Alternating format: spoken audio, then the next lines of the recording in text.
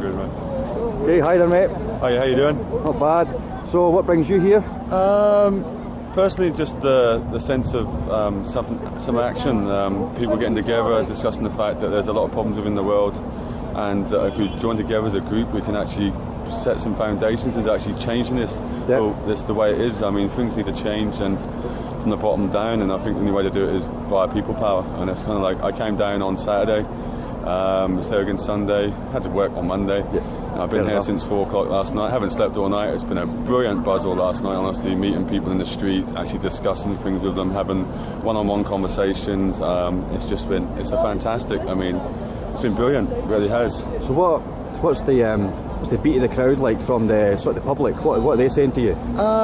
General, I would say 99%, apart from one guy who thought I was MI6. It's understandable, I can tell. Yeah, you can tell, I look like that kind of guy, but I mean, the general consensus is the people who aren't really aware of stuff that's going on are like, some of them are quite shocked that they're unaware of what's going on, that they're more wrapped up in things like X Factor, Big Brother and that kind of stuff, so and they're not seeing. It's more the apathy that shocks you? Yeah, it is. I mean, I was actually quite shocked about the fact that these people aren't aware that this is happening worldwide. Some people thought this was just a group of guys in Glasgow who sort this out, and I mean, it's been going on around the globe, and I mean, I think also that's a fact of something which is, this is what's happening all over the world, and it's brilliant. But it's not just something that's happening in this country or a different country, it's a global thing, which is... Can I ask you then, what would you deem then would be an acceptable solution out of this? If it was one small thing you could get out of this, what would you hope to achieve?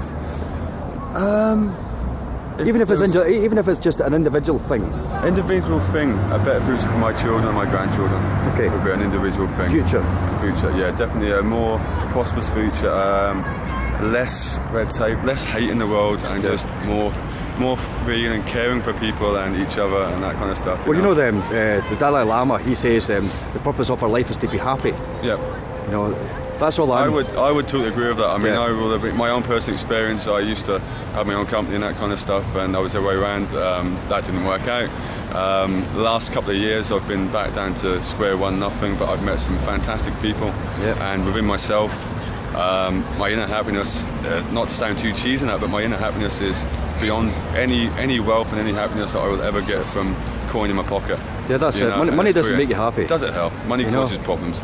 Yes, we all need it, and we know we need it to live in this society at the moment that we're living. It would be great, and I would like to see the fact of that money was less evil and more. I've got another question. Have you ever heard of the concept of a resource-based economy? Yes. Right.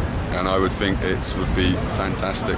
I think that's a lot of the problem at the world at the moment is certain countries in the world, ours especially, we are going around the world transporting stuff from one point in the world. We are ripping that country of their national resources to feed our greed and stuff. I mean, I grew up as a kid and we could get strawberries in season at certain points. Now you can get strawberries which are flown halfway around the world, and it's just wrong. We are taking the national resources from that country to feed the fact that we've already wiped all our national resources out. I just think it's wrong. And people wonder why food prices are so expensive. It's because they've got to pay for the fuel. Yeah, I mean, globalisation is, in some ways, is a fantastic idea. I mean, I think people globalisation in the way that the world is uniting as people, but in an industrial way and a capitalist way, the world is becoming globalised is wrong.